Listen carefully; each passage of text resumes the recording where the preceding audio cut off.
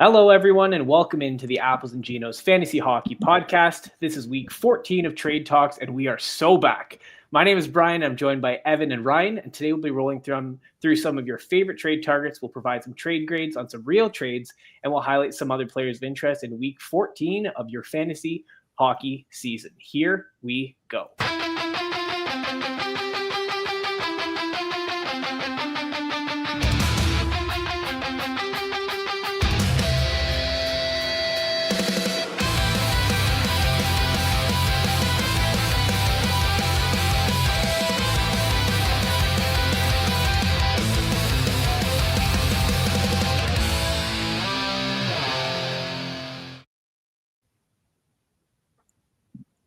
All right. Hello, everybody. We are back. The trio has returned. Ryan, Brian, and Evan, or Brian, Ryan, and Evan, or Evan, Ryan, and Brian. Who knows? But we're back. How are you guys doing? I missed you guys. Doesn't matter. We're back. I'm doing good. I'm fired up to get going. Evan, how are you? I'm great, man. It's good to get the gang back together. You know, the prior episodes, they were good. It was good stuff, but it's not the same without us three together. You know, it really brings the whole room together when we're all in here. Absolutely. Yeah, I think like Brian, you crushed it with those other guys, and then I think me and Evan had 2 episodes without you where we were just at each other's throats and needed you there. In a moderator, right? Gloves were off. Yeah. Brutal Wolf, welcome on in. He says, "Let's go."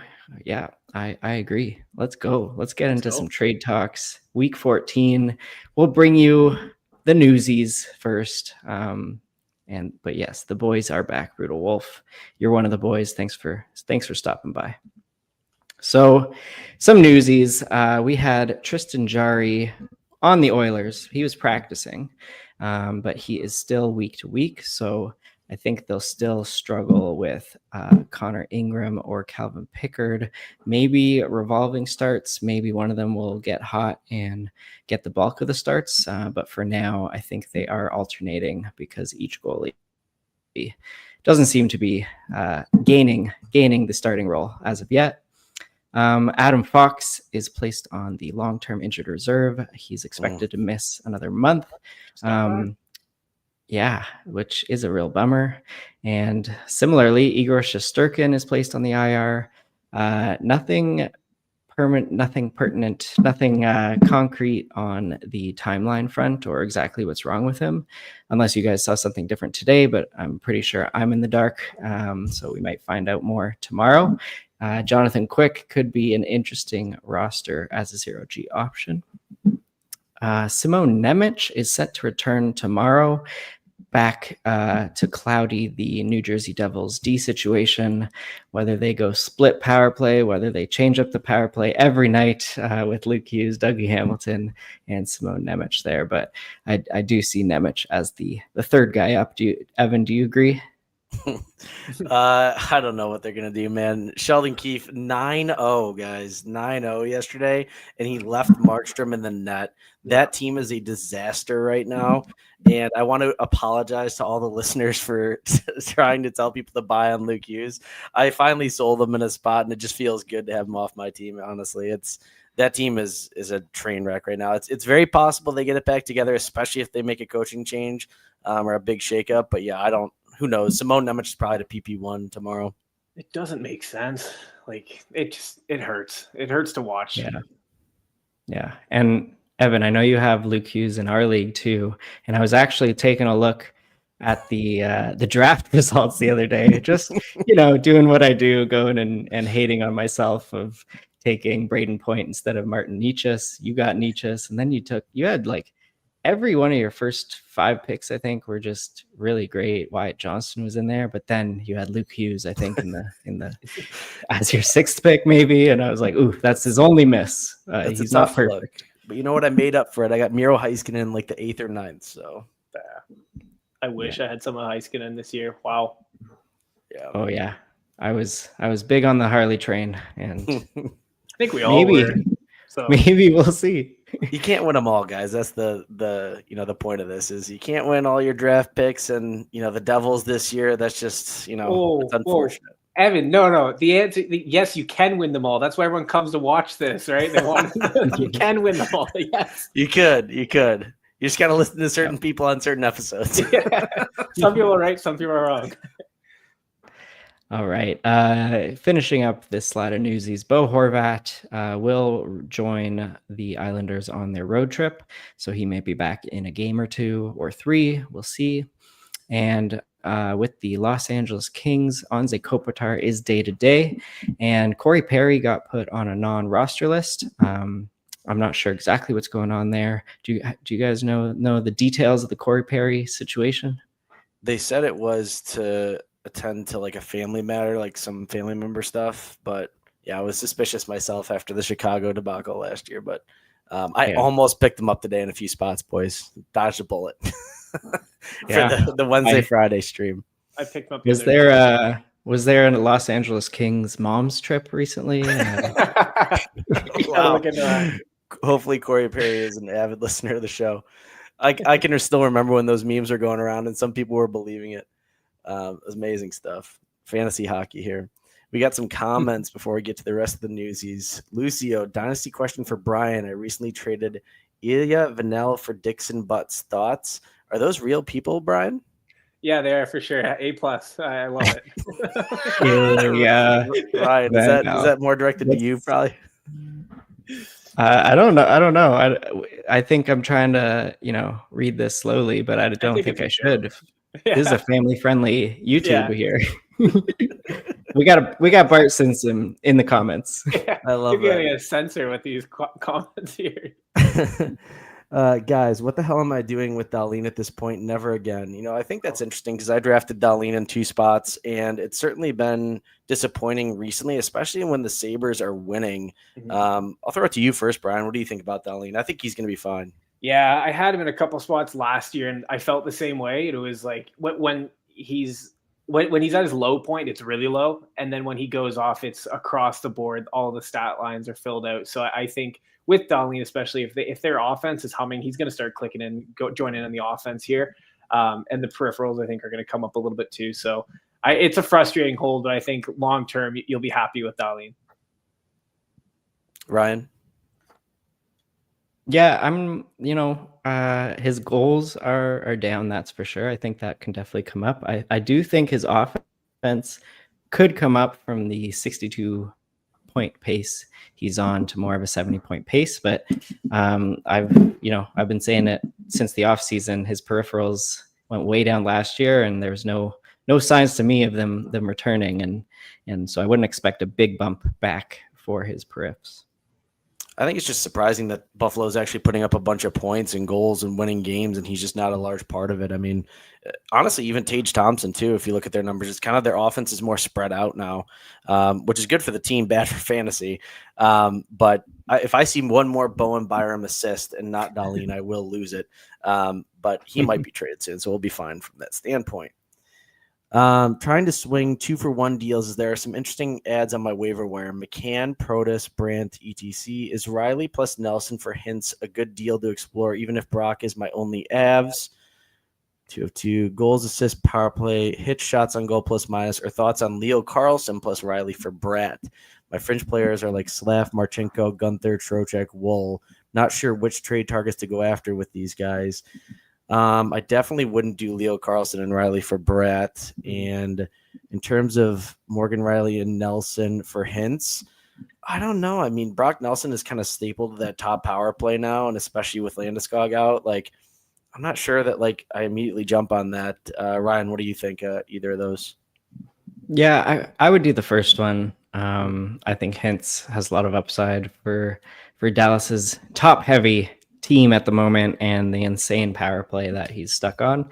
So I think Hintz has point per game upside where Nelson does not, even on Colorado's top power play. Colorado, if you don't know, it's not their power play that's making them the best team in the league. It's their 5-on-5 play, and they have one of the worst power plays, but some of the best 5-on-5 plays. And if they figure out their power play, they're probably an undefeated team. Yeah. Brian, you? Yeah, I would just echo what Ryan said. I'd probably do the first one, get Riley off the team. I would like hints. I'd like some hints just because of that Dallas power play, and I think hints is more likely to be stapled, so to speak, to that top power play than Nelson. Like the Avs throughout the year have shaken up that top power play, so even with Landeskog's injury, who knows? Nelson could drop off at any point, and I feel like I'd feel more comfortable with hints there. Yeah, no, I think you guys are both right. I think I'm just I dropped Nelson in a spot. I think I'm just projecting, so that's good. That's good. All right, we'll finish up some more of the newsies here. Alex Lyon is on injured reserve, but Lindy Ruff said he could return in 7 to 10 days to muddy up the waters with the Buffalo goaltending situation. Alex Lyon has been pretty good of late, so that'd be not good for him. Bedard is officially day-to-day and on the ice today in a regular jersey. There's no official timeline of is he going to be back tomorrow or on Saturday, but it's looking closer and closer, which is very good for Chicago and some Bertuzzi and other owners. Mason Marchment's week to week now with an injury, which kind of sucks because he was doing pretty well for Columbus. But Monahan came back and scored a goal against me yesterday, so that's great. We got Landeskog set to miss multiple weeks. I'm curious what the actual injury is. There's a lot of speculation that he fractured multiple ribs, and there was question on his knee. If you watch the replay slowed down, it looked like his knee gave out, and then that's what caused him to go down and then go into the post. That was a really awful looking scene, to be honest. But what that means to me is we'll get up on the trade targets here soon, but I think it just boosts a few other guys on Colorado, really.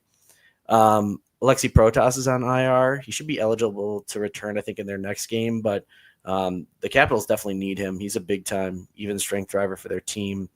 Marchand missed time late in the last game due to injury, and Paul Maurice came out and said he's kind of been battling through some things, which is crazy considering the point pace he's on and all the goals he's scoring. But, yeah, hopefully it's not more of a long-term thing for him.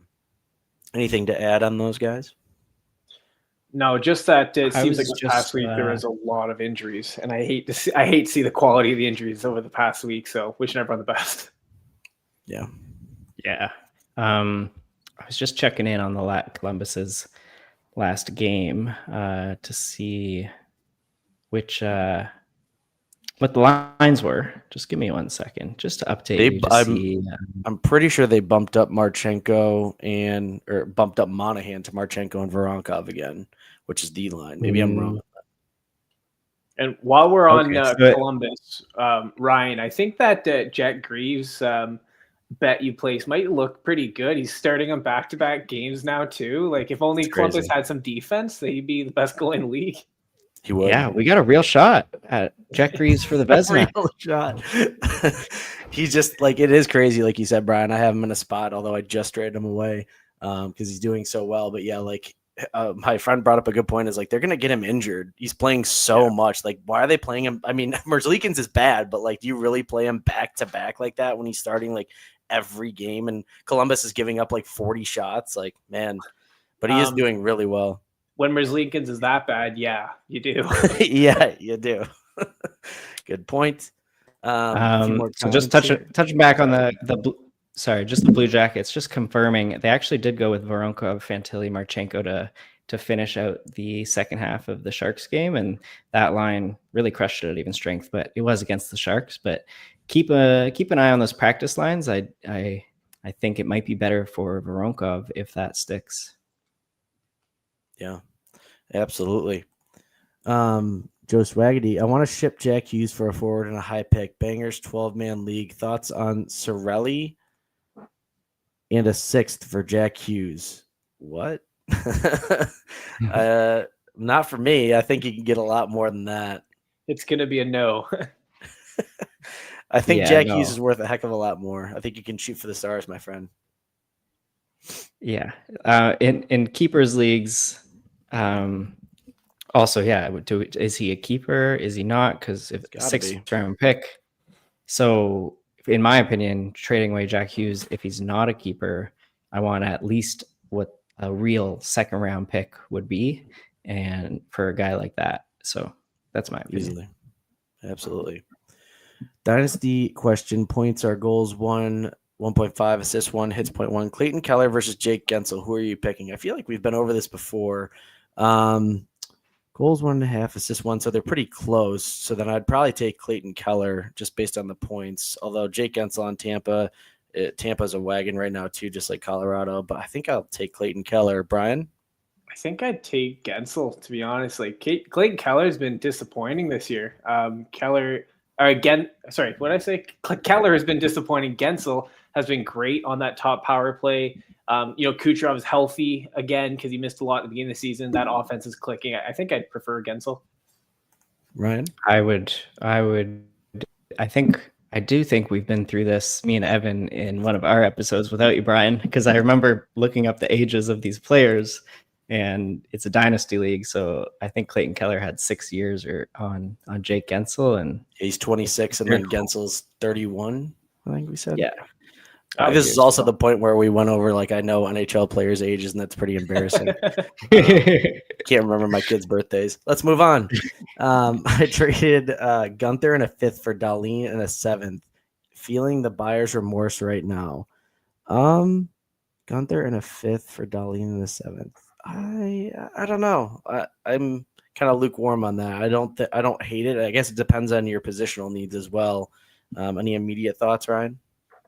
Don't feel too much buyer's remorse, because if you look at the schedule, if you need help now, which maybe you do, if you look from next Monday until the playoffs, the Buffalo Sabres, I believe, have the most games played until the playoffs. So Dahlin should help you out there. Brian, anything?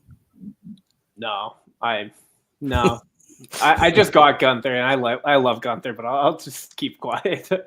There you go. All right. Joe, again, if I were to give up Jack Hughes for Pasta or Thompson, what else should I try and throw in to seal the deal? Give up Jack Hughes for Pasta or Thompson. I mean, I think they would need to throw in a little more. Maybe not Pasta, but although he is third line right now, but I think Tage Thompson, I don't know that I would do that 1-for-1. Pasta, I guess. Brian, I'll start with you. Yeah, if Pasta and Hughes would be a 1-for-1 with Thompson, he's given up Jack Hughes. I don't know. It depends what you need. Like where are you needing help on defense, the forwards. But I see so many people looking to ship out Jack Hughes. I know the Devils are a dumpster fire, but Jack Hughes is so good. He will turn around. The Devils will start scoring. They're not going to lose every game 9-0. This might be the bottom, and then they're up from here. Who knows? But personally, I think I just want to hold on to Jack Hughes, or at least trade him when his value is high. Yeah, I'm with that, Ryan.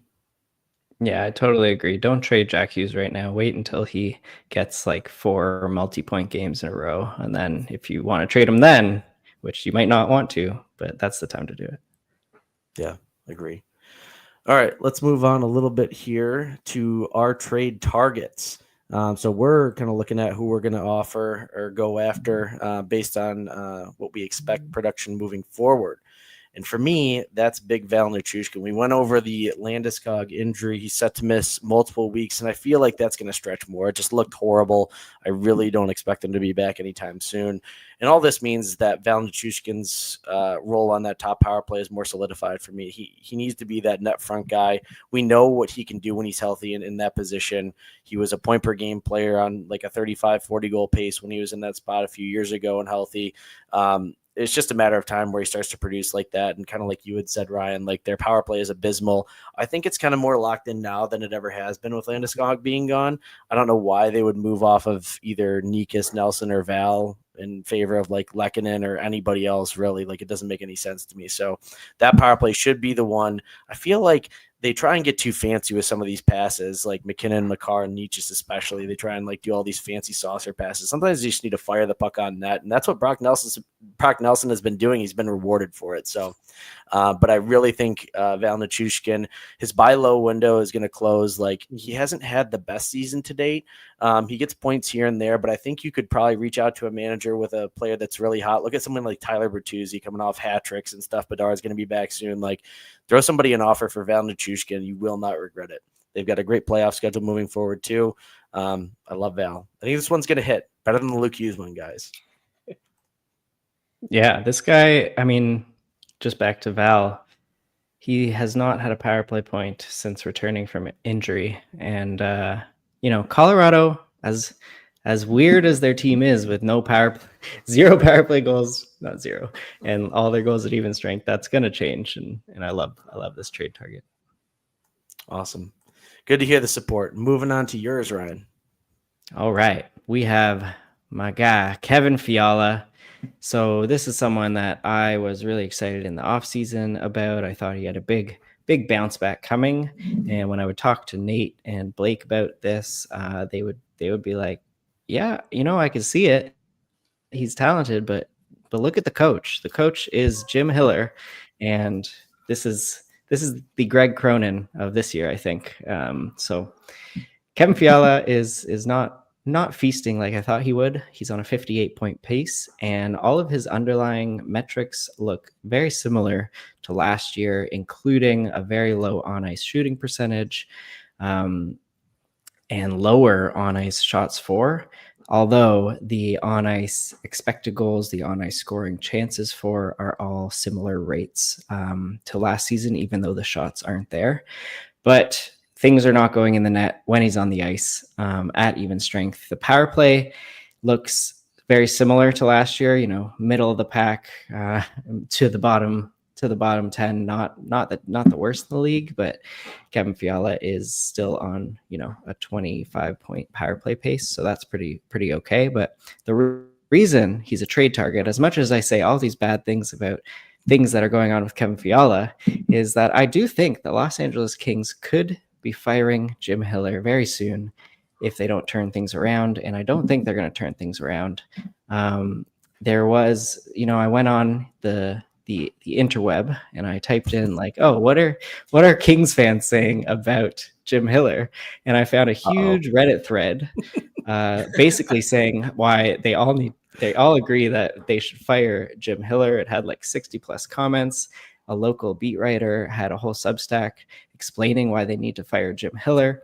And when the fans are coming for you, management might pay attention. They might not, but I do think that if they do fire Jim Hiller, bring in a more offensive-minded coach or just anyone other than Jim Hiller, Kevin Fiala will turn things around and go off and turn into second half Fiala like he has been in previous seasons. If they don't fire Jim Hiller, I don't think that's going to happen. But you could buy low right now on Fiala at this 60-point pace. Just make sure you're paying that. And then if they fire Jim Hiller, you got possibly a point per game player. What do you guys think about that? Yeah. Brian? Yeah, I love Kevin Fiala. I got him in a couple spots, and I'm waiting for the second half Fiala because that has been his MO every single year. And then if they do go ahead and fire Jim Hiller, like that should result in his offense going up. It seems like he has picked it up late, I feel like, but I think his ceiling is so much higher than what he is producing. So yeah, I'd be all in on grabbing some Kevin Fiala. Yeah, no, I totally agree. And it's weird because they did kind of split the power play recently with the Kings, and that Brandt Clark unit looks so much better. Like it was scoring, but it's like, it just goes to show, like, no hate on Drew Doughty and like Anze Kopitar, but like their time is done. Like they can still be decent, even strength players and like penalty kill and stuff, but like you need guys that can facilitate offense out there. And we need Brandt Clark firing shots toward the net, not Kopitar like passing it back and forth with Kempe and nobody firing a shot. So yeah, I definitely, and this whole like second half Fiala, like I remember Nate and Blake going over it once being like, this isn't like a reliable thing. No, it is. Like it's happened like every single year. So until it doesn't happen, I'm going to believe that it will. To be fair, I don't think it happened last year. And not as much. To be fair as well. Not as much. If they don't fire Jim Hiller, if they don't fire him, it's not going to happen. But can Fiala fight through it? Yeah, but even with Fiala, like I would be willing to trade someone with a similar point pace, even if Jim Hiller doesn't get fired, just because I think the skill ceiling is a lot higher on Fiala than someone else who's pacing at 60 point pace. Speaking of Nazem Kadri, what a transition. So my trade target this week is Nazem Kadri. The reason I want to talk a little about Kadri is a couple things. He's super valuable in obviously a lot of formats here, especially in let's say a category league because of his shot volume. He shoots the biscuit like he's Austin Matthews in red. So he shoots a ton and he has been ice cold of late. With that in mind, he still has always been the one who kind of stirs the offense in Calgary. So I would be really in on Nazem Kadri. I had him in a couple spots last year, and similar to Kevin Fiala, he was horrible to start the year, and he finished the year, great. I think he finished with around 67, 70 points last year. This year, he's on pace for 62 points, so a little bit under, which means there is room for improvement. I know Calgary struggles to put the puck in the net, but it seems like they're also picking up play as of late as a team, just the way based on the eye test. So I think that also translates to Nazem Kadri putting more pucks in the net. And the other thing I was looking at is Calgary right now, they're 5 points out of a playoff spot.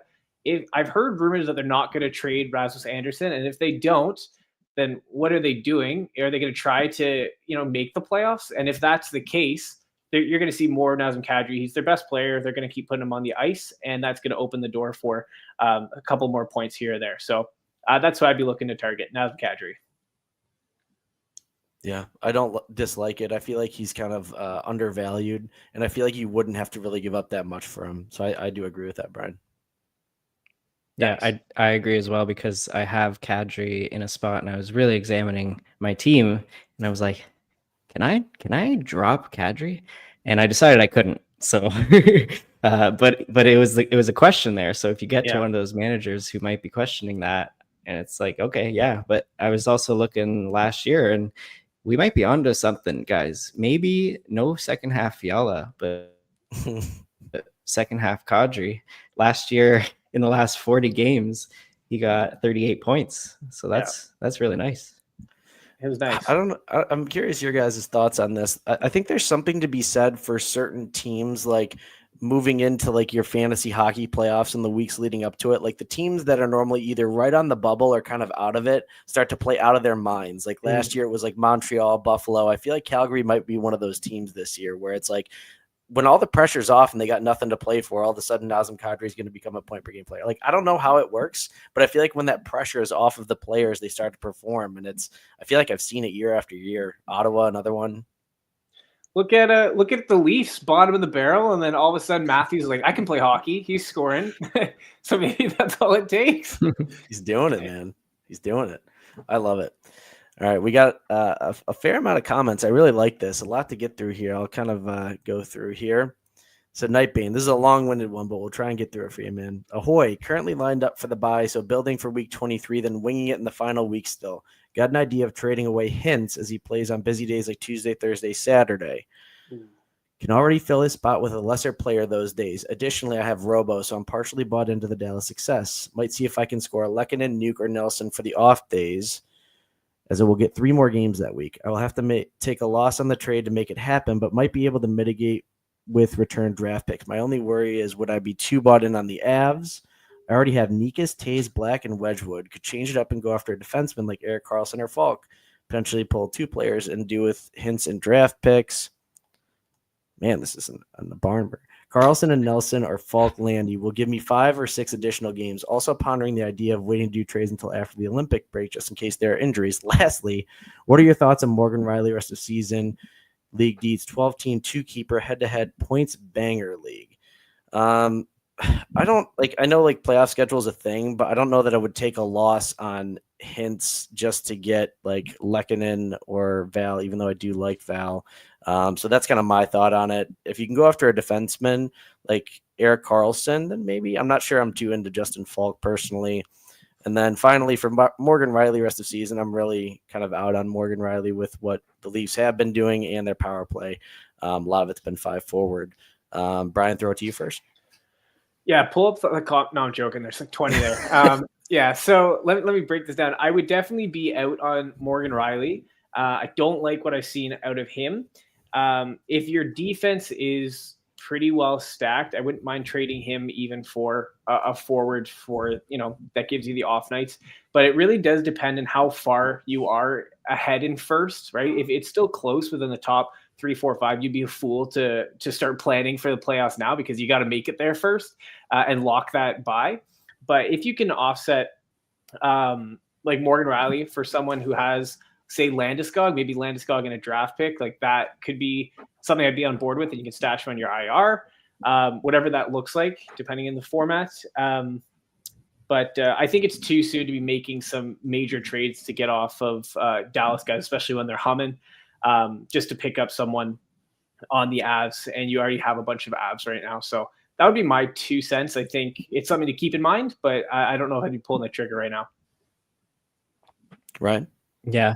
You guys are wise. You are both wise and saying wise words, and I agree. I wouldn't do either of those. I wouldn't get off of hints just for those. I do really like that you're looking at these schedules, and I think it can give you a big boost, but not with these players.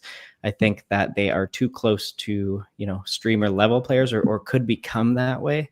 Val Nichushkin, he was possibly droppable when he was getting 14 minutes a night off the top power play, middle six. Now he's not, and that could happen with Brock Nelson. It could happen with Landeskog. And also, who knows what the Avs are going to do as the season goes into the end, and they might rest some guys. Who knows? But I think if you have hints right now, use him as a trade piece to get someone better. And I think if you're looking at that playoff schedule, Pittsburgh has a 5-game week, so maybe you can get Sidney Crosby if you're giving hints and another significant piece that you might bench, and I would be looking to do that. I like that, especially because I traded for Crosby in a league recently as well. What are your thoughts on Hellebuyck rest of the season? What would you give up at this point? Askarov and Cooley or Geeky was asking me for Hellebuyck. Yeah, I would trade Askarov or Cooley or Geeky for Hellebuyck rest of the season. It is tough. The Winnipeg Jets have been kind of a dumpster fire as well, but I mean, I'd much rather have Hellebuyck than any of those players. You guys? Yeah, I think even Nate would do that, to be honest. That's saying something. Hashtag 0G. Breadman, hey guys, Happy New Year. Happy New Year to you as well. Doan versus Zucker, 14-team APL scoring. Definitely Zucker. I think he just gets to work more on the power play pretty consistently. Ryan, you're nodding your head? Doan for me. Woo!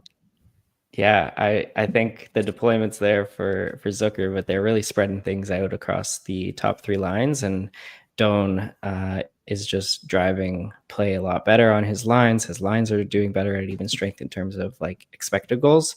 Zucker is just there as, a guy to piggyback on everyone else's success. Doan is actually a guy creating success. So give me Doan, and the opportunities will improve for him.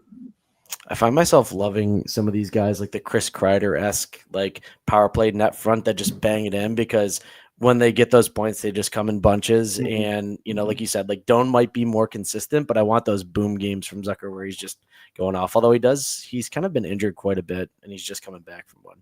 I mean, yeah, Evan, you look at guys like Bertuzzi, he's averaging 0.87 points per game. Has he scored a goal yet this year outside of the blue paint there? I don't think so. No, and he also might have the most attempts at a between the legs goal that hasn't gone in yet this year as well, which I find interesting because he's really not that much of a skill player, but he's doing great. Marchman, a good IR stash. Who's PP1 when all healthy? That's a good question because he was getting looks. I just don't know that consistently with Monahan being healthy that he'll be PP1 over Monahan or Voronkov. I think they're still going to stick with Fantilli, Monahan, Voronkov, Werenski, and Marchenko in my mind. You guys have any different thoughts? No, I think that I would think the same, but I know Monahan is injured a lot. Boone Jenner gets hurt. A couple guys get hurt a lot. So might be worth the stash if you have the extra ad this week. Why not? Yeah, I think it's definitely a good stash. And even if he's on that even strength line with Fantilli and Marchenko, definitely worth a stash. He's still good. Yeah, he's looked really good since going to Columbus. So good stuff. Between Sergei Bobrovsky and Karel Vejmelka, which goalie should I trade for? Wins goals against saves. Ooh, that's an interesting one. I would have to take Bobrovsky just because of the team situation. Although if you look at a lot of the advanced team stats, Utah's doing much better defensively. And Karel Vejmelka, before he got injured, was leading the league in goalie wins. I'll throw it to you first, Ryan, as the goalie guru here. Yeah, I think Florida will pick up more wins, and you're right where Utah limits a lot of chances, but they limit the shots against more than Florida. And I think Bobrovsky can get a lot more saves and probably have similar goals against average to Vejmelka. So I'd go Bobrovsky. Brian, break the tie. No, never mind. I said Bobrovsky. Yeah, there is no tie. I'd go Bob. I'd go Bob. I mean, Utah has like better off night schedule during the regular season, but I would still go Bob. It depends on how many goalies you're rostering. I think Florida is only going to get better from here on out when guys start to get healthy. Kachuk's coming back soonish. So yeah, I'd go Bob. All right.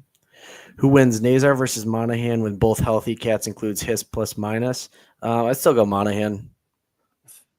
I'm rostering Monahan. He's been horrible. Yeah, I guess. I mean, I'll ride with Monahan, but as much as I not loving him, I think that he can perform. He could. Ryan? I'm pleading the fifth here because I don't like the questions of like rest of season or when both are healthy. These are both players that you just need to evaluate in the moment. And Nazar at times is like, yes, I need to add him right now. And other times he gets moved off the top power play and he's on the third line. It's like, no, not anymore. And that could happen with Monahan too. So these are both players that it's like, okay, you evaluate them right now. What are they doing and what can they do? I wouldn't really, bank on anything rest of season from either of these streamer level players. I think the plus minus really hits me because Chicago and Nazar's line always get caved in, I feel like. But yeah, no, I agree with that. It's kind of difficult to do. Would you trade Slafkovsky for Nichushkin? Already have Caulfield on the Habs? Absolutely, I would do that. I don't know if you guys have a different take. Yeah, I probably would. Yeah, no different take here. All right. Fellas, I've had 4 goalies for too long. Vazzy, Kemper, Blackwood, and Wedge. Should I try and trade Kemper, being that the Avs had a nice playoff schedule with games to play, or sell Wedge and keep Kemper? That's a tough one.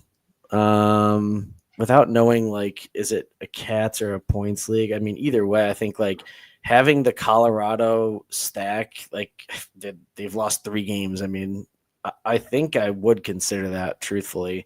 If you can get good return for Kemper, I wouldn't feel bad about doing that. Brian? If it's sorry, Brian, go ahead. No, I was going to say, I think I'd actually hold on to Kemper. Blackwood keeps getting hurt. I think Kemper has been healthier for longer stretches. I think I'd prefer Kemper in a good defensive environment. Yeah, I mean, right now, if Blackwood is on your IR, you're only holding 3 goalies, which in a categories league, I would be very happy with Vazzy, Kemper, and Wedgwood, even in a points league right now. And then when Blackwood comes back in a points league, I don't think you should be rostering Blackwood and Wedgwood because they're going to split starts in points leagues. They're both probably droppable. That in points leagues that really value volume. But in categories leagues, when they're both back, I would trade one away to get a significant player and then just be happy with Blackwood or Wedgwood giving you 1 to 2 starts a week that are pretty great.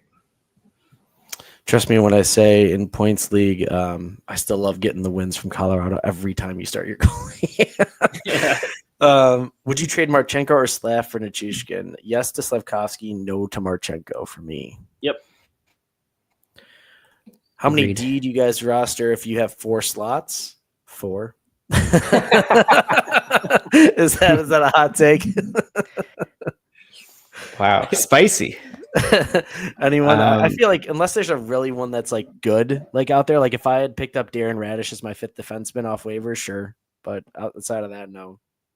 Depends what your draft. Yeah, no. It does depend on your draft, but I think for me, I go with 4 as the standard. But on those nice streamable weeks, where the Tuesdays, Thursdays, and Saturdays doesn't have every team playing, those are weeks where I might drop the 4th defenseman and go for a forward and get the extra forward game in if I could fit him into my roster. Okay. All right. Moving on to our trade grades. So submitted to the Discord. Did you fleece or are you getting fleeced? Get into the Discord, get into the Trade Talks mailbag. Send us your trades. We want to go over them and grade them and review them. Let's get into the first one here. We've got a 12-team head-to-head Cats league with goals, assists, power play points, plus minus, shorthanded points, shots on goal, blocks, hits, and PIMs. giving away Elias Pettersson, Gunther, and Morgan Riley, and receiving Jack Hughes and Matthew Tkachuk. All right. So I'm up first. I'm giving Ryan's ruling. We are back with Ryan's ruling, Evan's edge, and the one and only Brian's boom. All three of them coming at you. So this one for me is a B+. I am doing this trade. I think you are upgrading. Jack Hughes is amazing. Matt Tkachuk could be amazing if he returns to his former self and isn't playing hurt.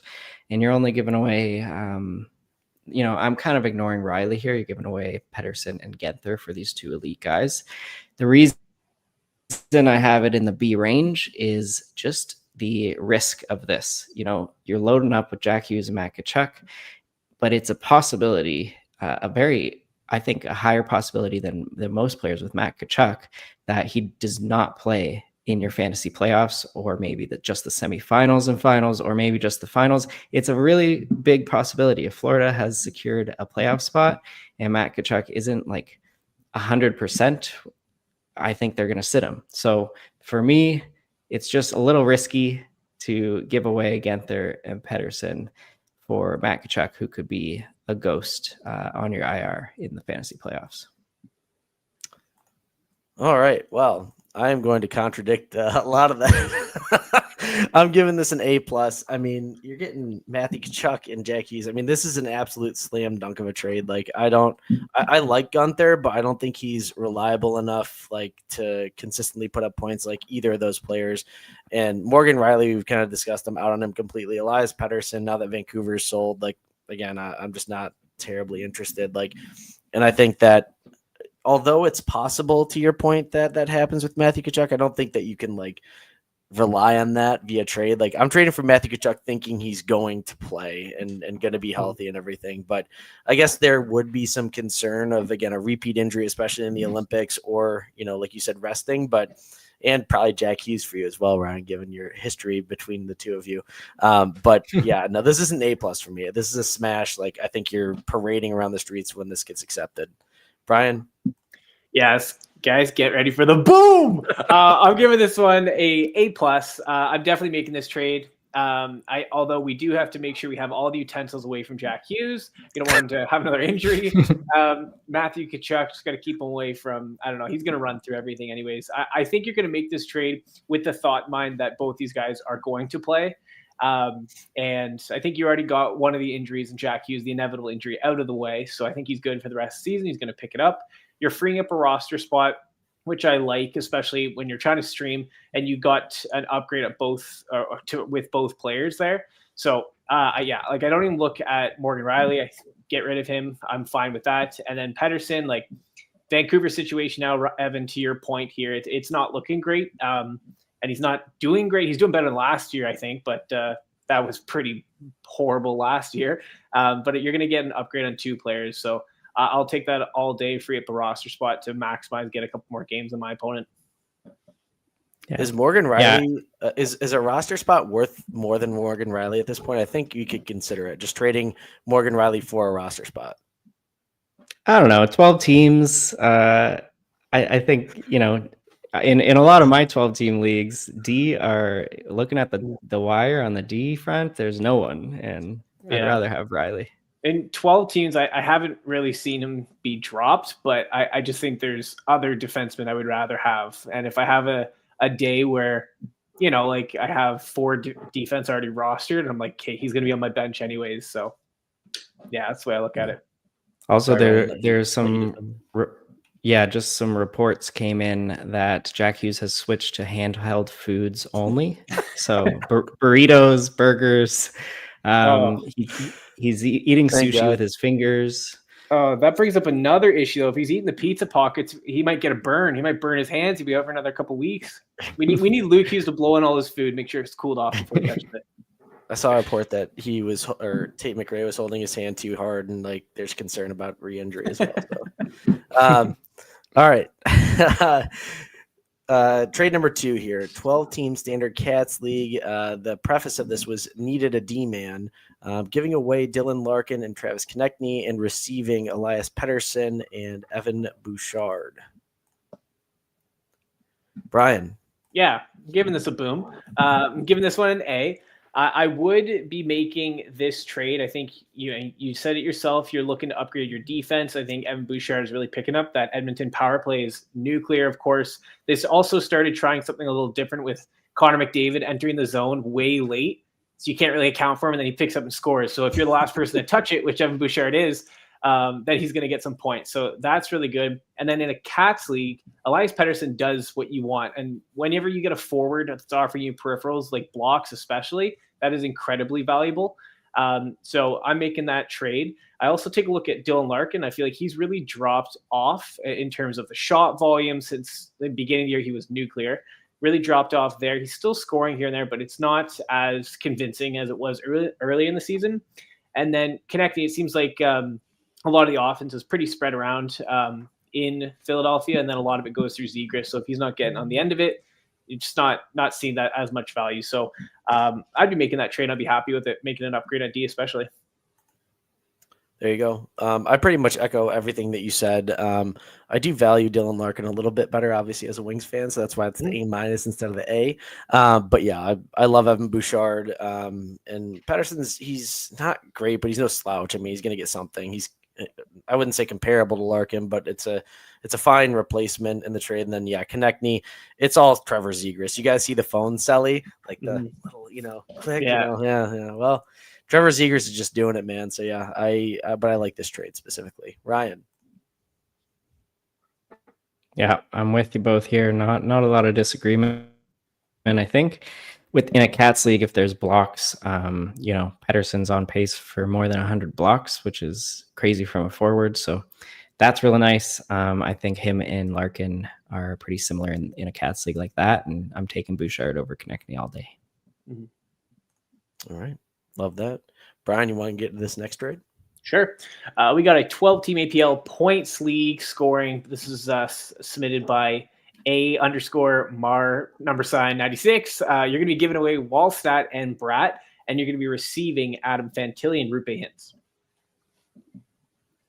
And who's up first? I believe it's me. Ryan's we have a ruling here. I'm giving this one a C+.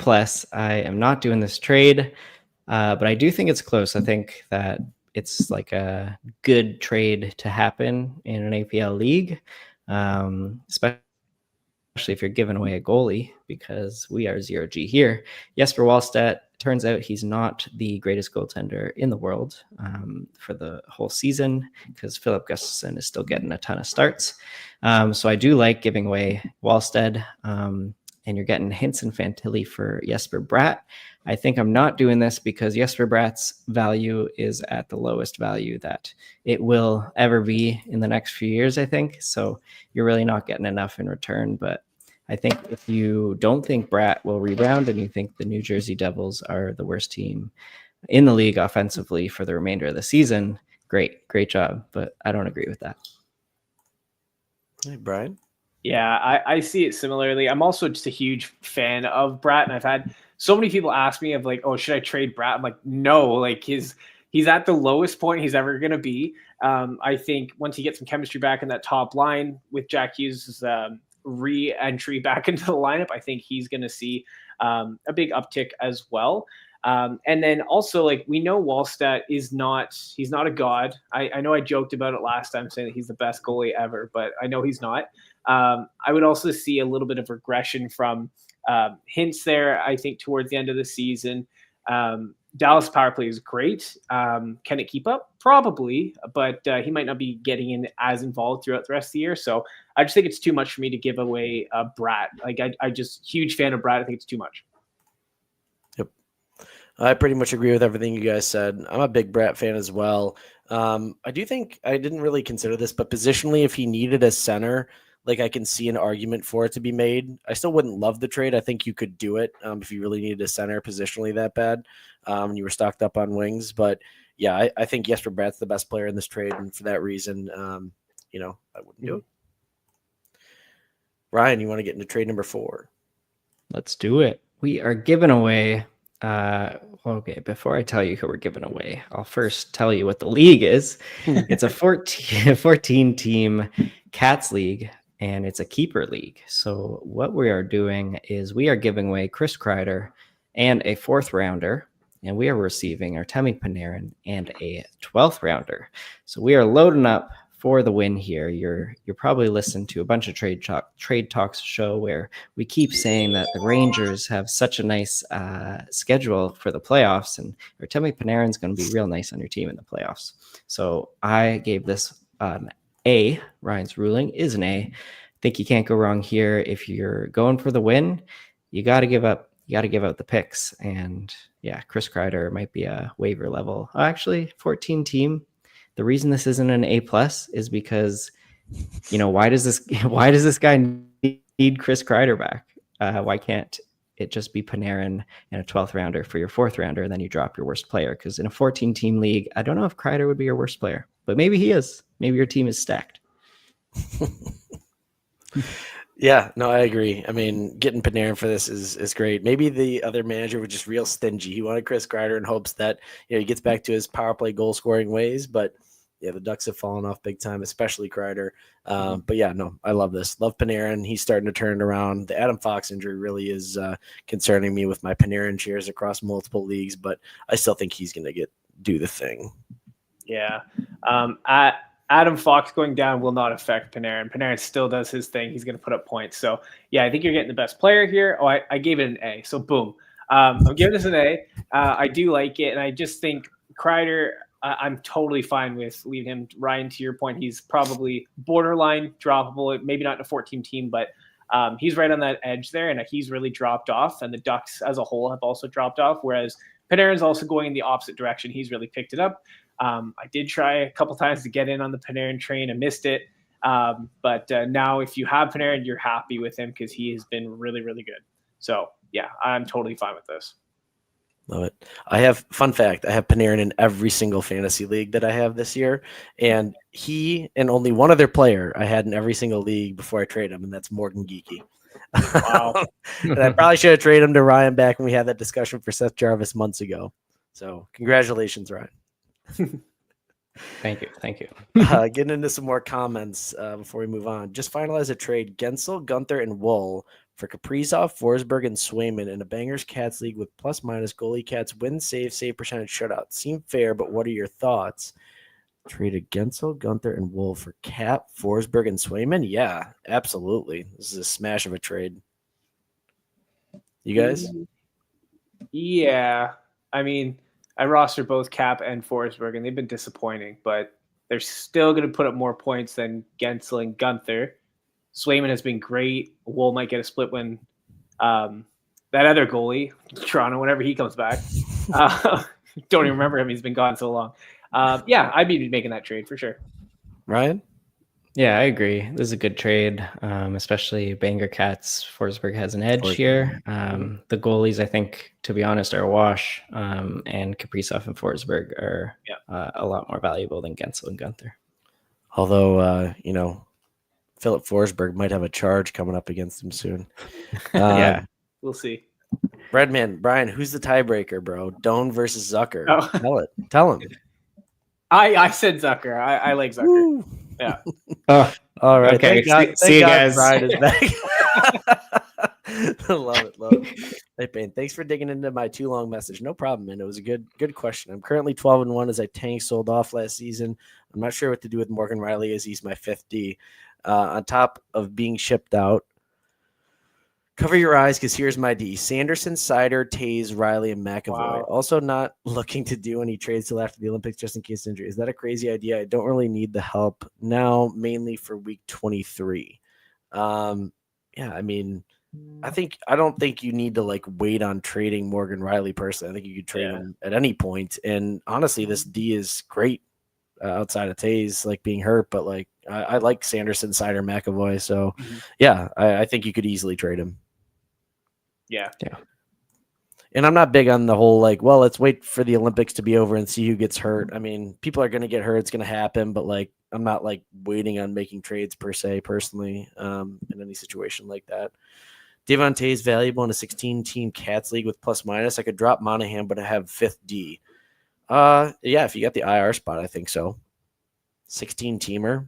16 team, yeah, he'd be valuable in a 16. Yeah, I don't know. Would you want to drop Monahan for him though? I think so. I think there's probably more forwards available. That's just me. I don't know. 16 team Monahan. Things could be nice for Monahan in the next few weeks in Columbus with Marshman going down. So I wouldn't do that right now, but I'd definitely keep an eye on Taves because with plus minus, he's definitely valuable in a 16 teamer. Yeah, I was gonna say with a 16 teamer, there's got to be someone outside of Monahan he probably could drop too. I would have to imagine. Maybe Josh Stone, Letang or Nemec APL points. That's interesting. It just really depends what happens with Nemec. Like I'd probably have just Letang over him just because I don't know. For now, I'd say Letang, and then if Nemec gets power play 1 and it starts clicking, then obviously Nemec gets the edge. But I'd say Letang right now. Which he will, because Sheldon Keefe has a personal beef against all fantasy managers, and wants to kill Luke Hughes. So. Yeah, I don't know if that's. I'm not counting on Simone Nemec. I'm a dynasty Simone Nemec owner, and I really don't think that the rest of the season he's going to be as valuable as he was on that hot streak he had when he got a hat trick against me in 2 leagues. Yeah, I remember it. In Bangers Cats, would you trade away Jeek or Kempe for JT Miller, trying to acquire a Ranger for their playoff schedule? That's an interesting one. I would not trade away Jeek. I just think that he has too much value now with Quinn Hughes being added in that power play. Kempe for JT Miller.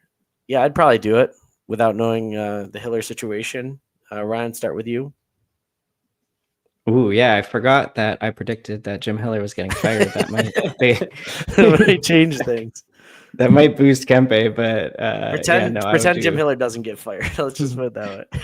Yeah, I would do both of these. I think JT Miller, he's still worth, if we had a redraft right now, I would draft him in the 4th round, and Jeek, Kempe, they're 5th rounders.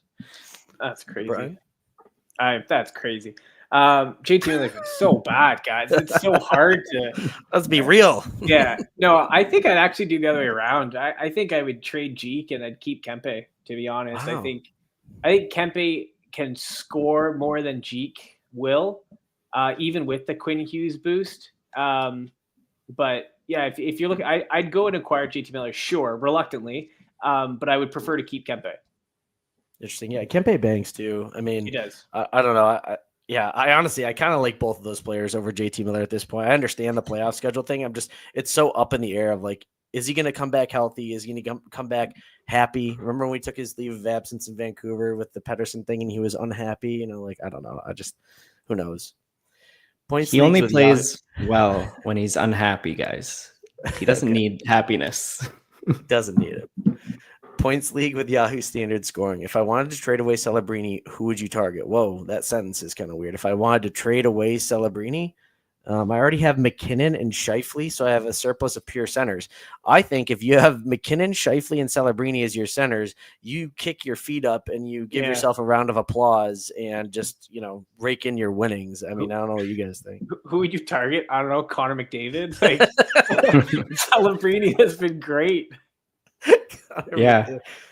So this is actually interesting. I was I fired up fantasy on X. He was posting some things about Celebrini, and I was agreeing that Kirill Kaprizov might actually be a trade target if you wanted to trade away Celebrini.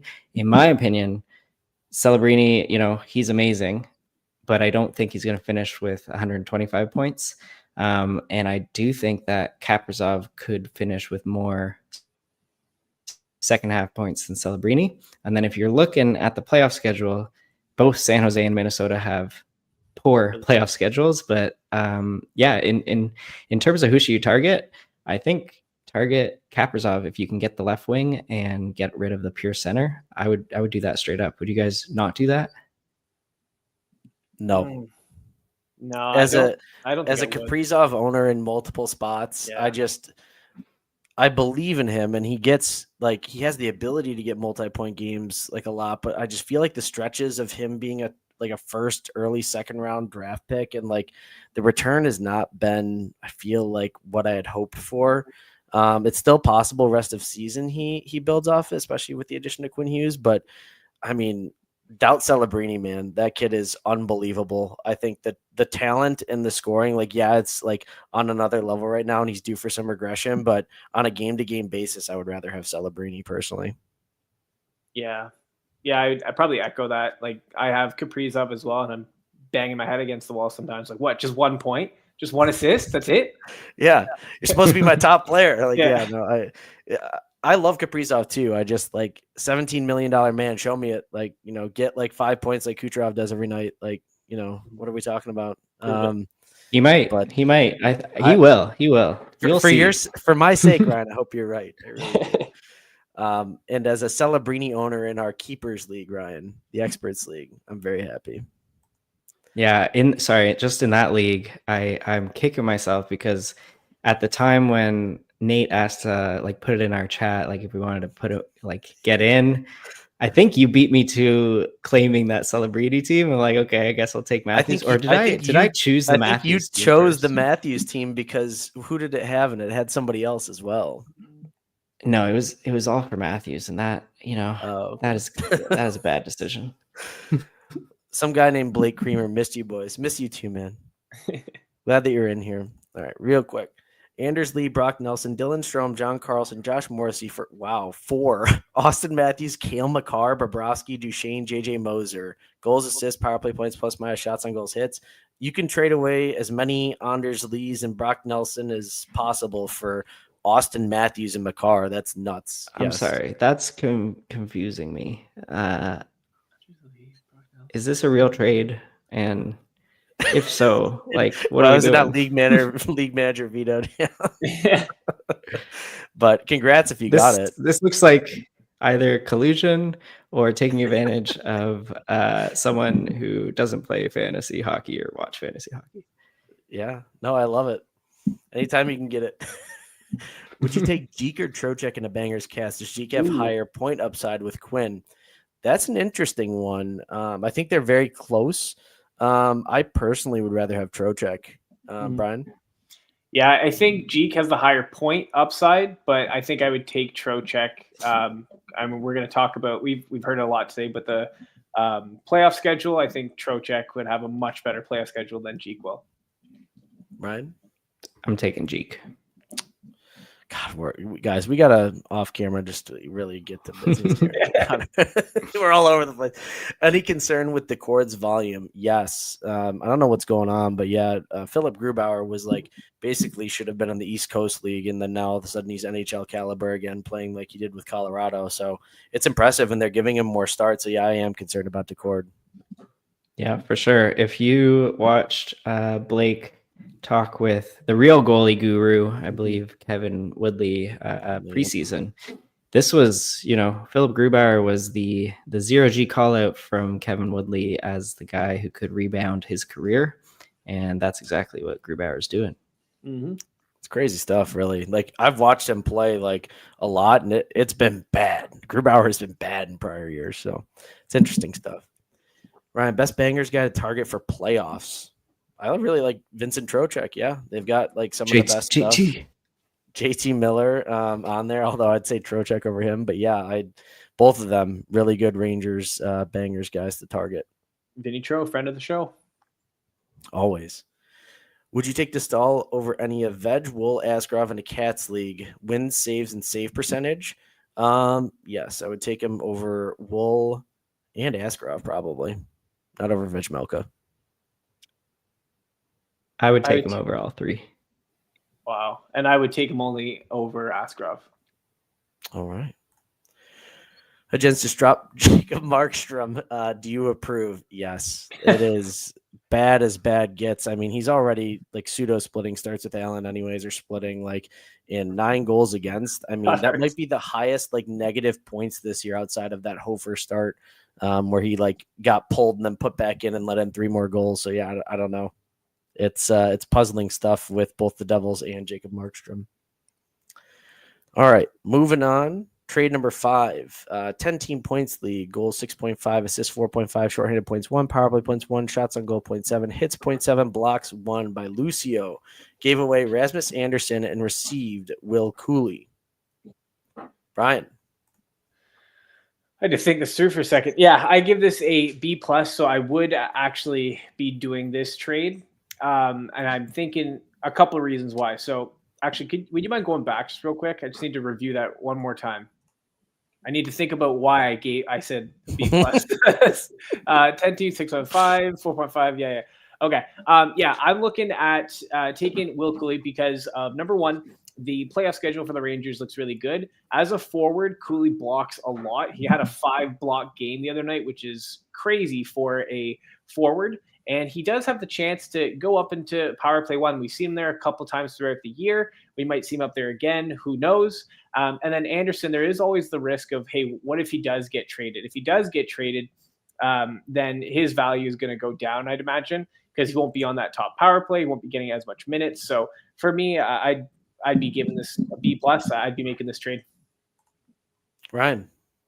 Yeah, I'm making this trade as well. Tiny bit less excited, just giving it a B. But yeah, someone asked what bangers guys can you target for playoffs? Will Cooley, he's one of them.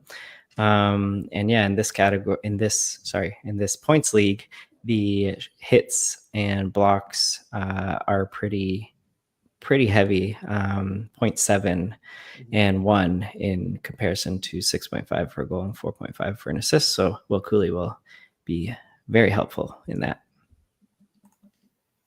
I echo everything that you guys just both said. I would make the trade, but I'm a little bit more bullish on Rasmus Anderson probably. I think there were some reports that he's might not be traded, and if he doesn't, then he will have pretty good value rest of season, as I kind of outlined with some of these bottom feeder teams like Calgary, maybe making a push for your fantasy playoffs. Like I feel like they're still going to keep playing when other teams might be letting off the gas pedal or resting some players. So I do like Will Cooley. I think I'd like him a lot more if I knew he was going to consistently get some more power play time, but he's still really good for banger scats for sure. Ryan, you want to get into trade number 6? Yeah, let's do it. We got a 14-team league. Only the top 6 qualify for playoffs. 3 keepers only for max 3-year contract. Goals are 5, assists are 3. We got some extra points for defensemen there. Shots 0.4, hits and blocks are both 0.2. So hits and blocks are not as valuable as that last league. And we are giving away Pastrnak and Kyle Connor, and we are receiving Zach Werenski and Ryan Nugent-Hopkins. Some added context here.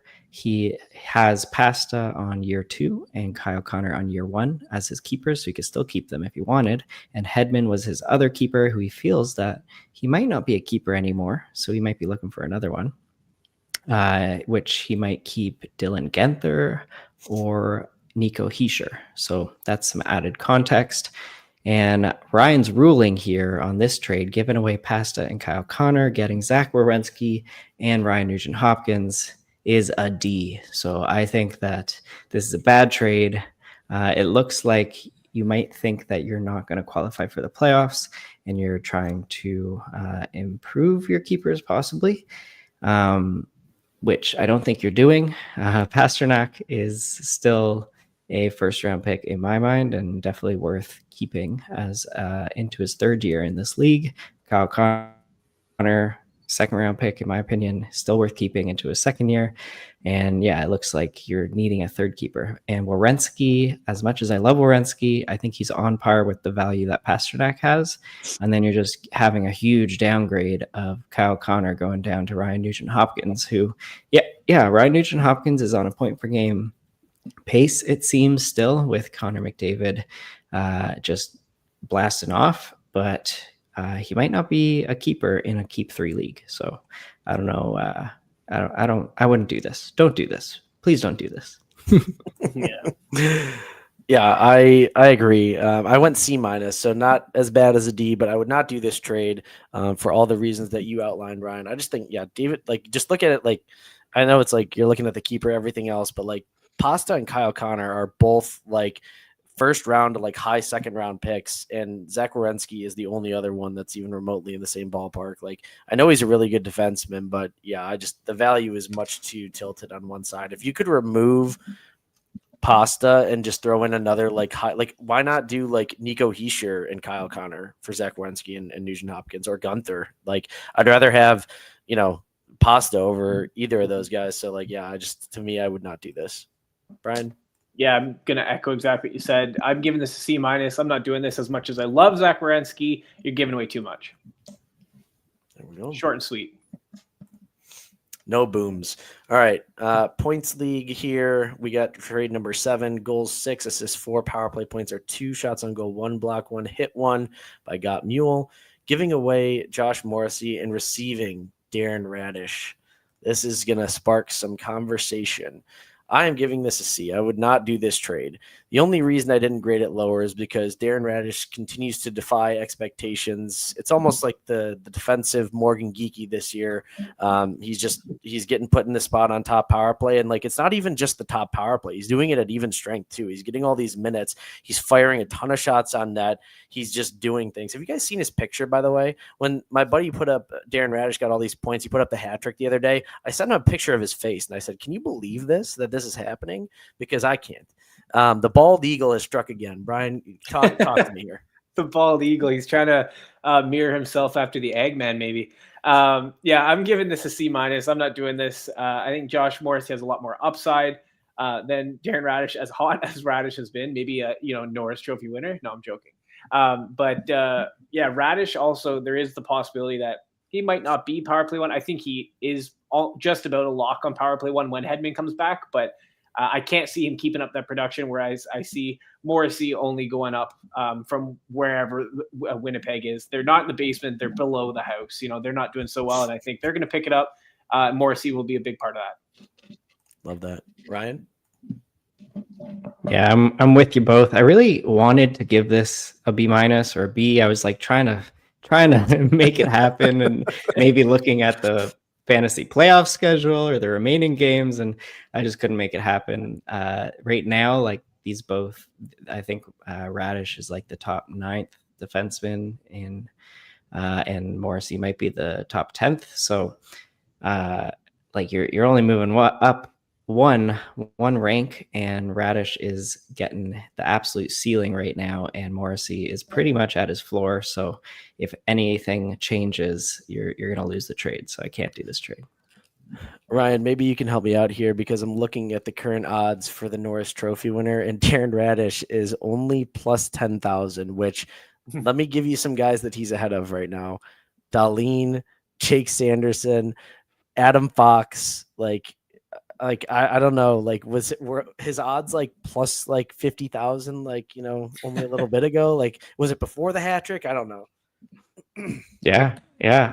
There's going to be one person who votes for Darren Radish, probably the guy who voted for Marcus Foligno for the Selke. He's going to vote Darren Radish for the Norris. I might sprinkle something on that. Trade number 8 here, APL setting, giving away Jesper Bratt and Jake Sanderson and receiving Matthew Tkachuk and Darren Radish. So we're getting into the Darren Radish trades here. And Brian. Yeah. I'm giving this a C+. We just talked about Darren Radish. As great as he has been, I don't see it continuing through the rest of the year. And if you're going to look to get Matthew Tkachuk, you don't really know what kind of player he's going to be when he comes back. He plays a very physical game. We don't know if he's going to be a little more tentative, saving his best for the playoffs, which he does. Obviously, he does really well in the playoffs. So I think you're giving away Bratt, who is at his floor, like we talked about. There's a lot more upside there. Same with Sanderson, actually. Sanderson has picked it up recently, a couple points here or there, but he did just go through a really cold stretch. And I think Sanderson is a lock on that top power play. I think Ottawa's offense can also pick it up, and I think he's going to be a big part of that. So I think you're giving away way too much with too many question marks associated around the trade. So I'm holding on to Bratt and Sanderson. Right? Yeah, I'm in agreement here. I think the Sanderson to Radish comparison is pretty much exactly the same as the Morrissey to Radish comparison. Sanderson is right there as like the 11th guy, and he's pretty much at his floor. So in terms of just looking at Sanderson for Radish, that's a C or a C minus. And then, to be honest, I'd rather have Bratt over Matt Tkachuk. So I'm giving this a C plus. Matt Tkachuk, there's just too many question marks for a guy who hasn't played yet. A lot of hate on Matthew Tkachuk here. I'm gonna revisit this when he starts blowing up. So I'm gonna give this a B minus. I would not make the trade, but I can see an avenue to where it could work. I am much more of a believer in Matthew Tkachuk. I think Matthew Tkachuk is worth quite a bit more than Jesper Bratt at this point, we haven't seen him play, so there's that concern. But as a player, like, if we expect him to be who he is, he's going to be worth a lot more than Matthew Tkachuk. Now, Jake Sanderson, I think, to me, is a little bit less than Morrissey. I know that's kind of maybe a spicy take, because Jake Sanderson does like a lot of the peripheral stuff really well, and he's kind of fallen off a little bit here, expecting him to rebound. But I think this is a good jumping off point for Darren Radish. If I am a Darren Radish owner, if there's anybody coming to me with some wild offers, I'm definitely considering it. Like, I would sell Darren Radish for like a more stable defenseman. Like, I don't know, like you guys, like, would you trade like Darren Radish 1-for-1 for like, Miguel Sergachev, Sanderson, Morrissey, any of those guys? I think I would. Not Sanderson, not Morrissey, maybe Sergachev. Well, no, like we would trade Radish for trade Radish for them. Sorry. I want Morrissey. Yeah. The only person I would think about trading the other way around, whatever I'm trying to say, is Sergachev. I think I would trade Darren Radish for any, I would say, the top like 12-ish fantasy defensemen with solidified role in power play time, only because I am concerned when Hedman comes back, what's going to happen to him, and this crazy production is not going to sustain. So I certainly, defensemen are at such a premium in most leagues. If you can trade Darren Radish for a top level defenseman, I definitely would. All right. Finishing up here, we're kind of running long in the tooth, gentlemen. Fantasy hockey court. Who's getting taken today, Ryan? Yeah, so this guy looks way too happy to be taken to court for prosecution. But we got Filip Forsberg being brought to the stand, and I am prosecuting Mr. Filip Forsberg for ruining some of my fantasy teams so far and giving me no hope for the future with Filip Forsberg. So that's what you're being charged with, Filip Forsberg. And here's my case. So first of all, you have a very pretty mustache. I gotta hand it to you there. But that's about all the nice things I could say about you, because you are on a 61-point pace, which is a lot lower than all of our expectations who drafted you in the second round. And I believe Brian and I were both really, really high on Filip Forsberg, to the point where we were chirping guys who took Mikko Rantanen 12th. Yeah. And Evan, I believe in one of our episodes, you were saying, okay, guys, yeah, I hear you, but who would you take over Mikko Rantanen in the 12th spot? And I think we both said Filip Forsberg. We're eating those words right now. And yeah, so Filip Forsberg, he is on a 61-point pace with only 1 power play goal and 8 power play points. So that'll put him on a pace of 15 power play points. Last year, he had 26. The year before, he had 32. You might look at that and be like, oh, well, he must rebound on the power play the rest of the season. But he went from having the 70% time on ice share last season to now having a 56% time on ice share in Nashville. And it looks like Nashville is happy to spread things around and not have Filip Forsberg as their primary guy anymore, on the power play at least. Even strength, things look pretty similar, except his shots and scoring rates have gone down, and the on-ice stuff has gone down as well. The even strength numbers, his shooting percentage is still high. Like, that's not something to regress. The on-ice shooting percentage is, what was it? I don't have it right here, but I believe it was similar to last season. So I'm prosecuting Filip Forsberg. I am not expecting him to return to his 75-point pace. I would expect, I honestly expect this the rest of the season, 60-point pace, not a lot coming from the power play, and he'll provide you peripherals, but just shots, hits. Don't expect the points to come. So Forsberg, you are prosecuted. I hope you hired a good defense lawyer. Well, the defense lawyer they had is out of town, so you got me. Now, here's the thing. I did actually get off the phone with Barry Trotz earlier today, and I asked him about Philip Forsberg. I was like, hey, listen, like I said literally the exact same thing you just said, Ryan. I said to him, I was like, what's going on with Philip Forsberg? And he said to me, very simple, he said, Brian, trust me, bro. And I'm like, can you give me more? He goes, no, trust me, bro. So for that, I'm thinking to myself, okay, things might get a little better. And then I started digging into things a little more in Philip Forsberg. And yeah, right now it's not looking great. The biggest thing I'm seeing is shot volume has actually gone down. He was shooting, what was it, 3.43 shots per game last year. This season, it's just under 3, but he's hitting more. So he's getting involved. The point production is down. We talked about that. But I'm looking at, on the season, he's averaging 0.74 points per game. And over the last month, it actually went up. So it was 0.86. Right now, it's down a little bit. Last year, looking at Forsberg, he had a very slow start. He picked up towards the end. And I have no reason to doubt him that he won't pick it up towards the end of the year. Right now, we're also seeing a national team that has spread the offense around, and it's working. But here's the thing about the National Hockey League. As players start scoring, the opposing teams will address those players in practices when they review game film and everything like that. So if they start focusing on someone like Stamkos or Evangelista, who's scoring a lot, those scoring chances are going to go away. And as a result, the very talented Philip Forsberg is going to find ways to put it into the net. So don't even need to dig into metrics too far to know that Philip Forsberg is going to pick it up towards the end of the year.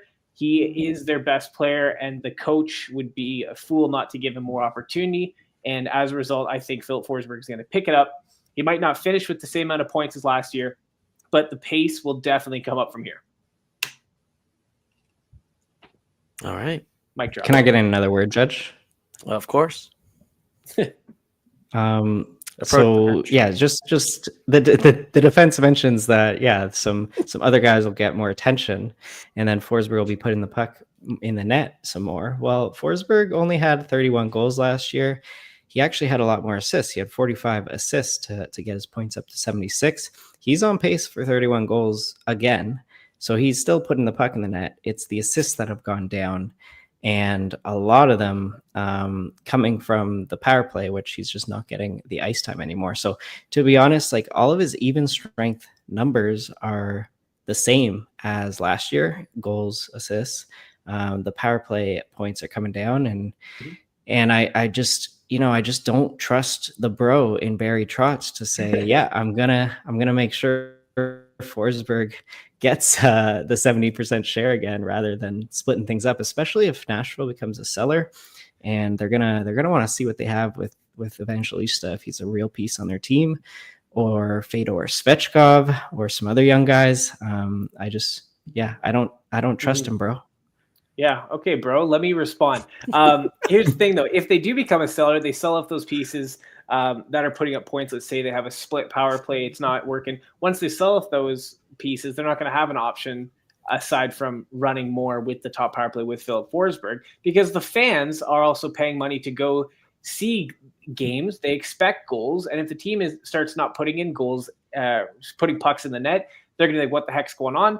It's all part of the system. The GM is going to talk to the coach is going to talk to players, and they're going to have a game plan to make sure Philip Forsberg is getting more points, because that's what the fans come for. So I think you can trust in bro Philip Forsberg, and I think he's going to do something a little more for us. And on the other side of it, I have to trust in him because I drafted him. I need it. Very, very good arguments, gentlemen. I think maybe you both will agree. I think that this verdict really, to me, hinges on if Nashville becomes sellers or not, to be honest. And I think seller of one person in particular, because if they sell off Ryan O'Reilly, who is the only true center on that team, I think, unfortunately, Philip Forsberg will be guilty. I don't really have the faith that he's going to bounce back like he did last year, strictly because of the fact that they're sellers.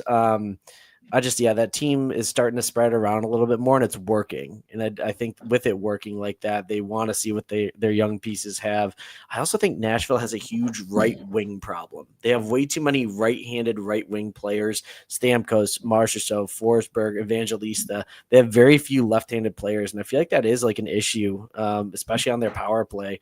But yeah, as much as I love the man, Philip Forsberg, and he has been a fantasy gem for many years, I think, unfortunately, this year he is guilty. No. I'm going to get fired from my job here, guys. I think I'm 0 for 2 on the defense. Yeah, you're the backup.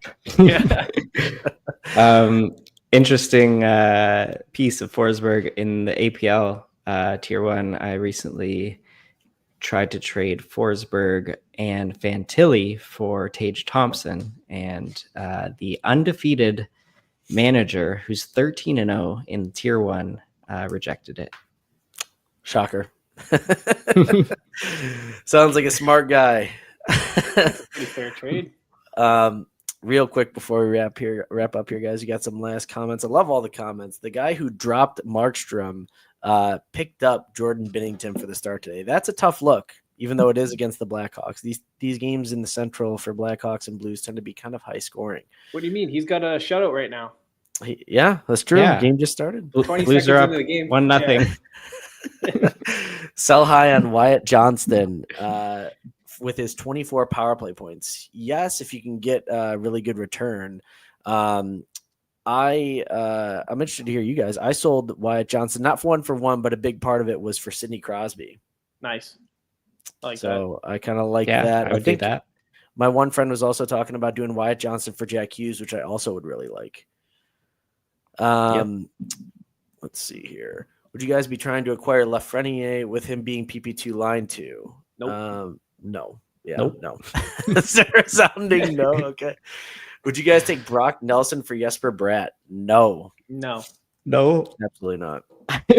Definitely not. Kadri. I mean, trade Kadri for Leo Carlson? Absolutely yes. Yeah. Yep. And then I think this is this is speed comments. There's no explanation needed. I need big help. Should I trade Wyatt and Rantanen plus Radish for McKinnon and some rest, knowing that I have McDavid and Cooch? Yahoo settings. Wow. Wyatt and Rantanen plus Radish for McKinnon? I think so. Yeah, I think I would. I mean, he has to drop 2 people that I can pick up for the 3-for-1. If I put Chychrun, I can get Dahlin in the trade. That's really kind of interesting. 12-man league. So I don't know that I do the Chychrun for Dahlin, but Wyatt, Rantanen, and Radish for McKinnon, I think I mean, he already has McDavid and Cooch. If you add McKinnon to that mix, I don't know. I think I would do it. I don't know. Ryan, you're kind of torn here, it looks like. Yeah, I would do it as long as the league doesn't go to the end of the season, because last year McKinnon wasn't really injured, but he didn't play the final 2, maybe 3 games. And what you could be looking at in the last 2 or 3 games is McDavid, McKinnon, and Kucherov all resting before the playoffs, which would just lose you the finals. So I don't know. It depends when your finals are. Yeah. Fair point. That's a lot. As much as a big Dallas fan I am, like, we've kind of seen it now in the past 10 games how Dallas has fallen off a little bit, being too top heavy and, really relying on those top guys to produce. And I also think people Dallas has a good playoff schedule, but the strength of the schedule is hard. Like, they play some really good teams in their playoff schedule. So I don't know. I think if you can get Nathan McKinnon for Rantanen, and I mean, I'm really not counting Radish, even though you can, Wyatt Johnston and Rantanen, I think the price is right there. That's like a end of first / early second rounder and like a 5th rounder for a number 1 overall pick. I think you can rationalize that in your head, but I think that's it, guys. We ran pretty long here. Brian, you want to take us home? Yeah. Good to be back together, though. It had to be this long. Yeah, absolutely. And before we get to the outro, just wanted to let everyone know that you should join the Discord community. Make sure you like, rate, review, subscribe, comment, Leave us all the stuff. We all love it. Send us a couple more trades. We love doing the trades. Obviously, that's why we're here every week. And we really do appreciate your time. So that's all we've got for this episode. Hopefully it brought you some value and helped you get a little bit better at fantasy hockey today. Many thanks to Matt Creamer there for supplying the music for the podcast. Thank you very much for your time. We appreciate it, and we'll see you next time.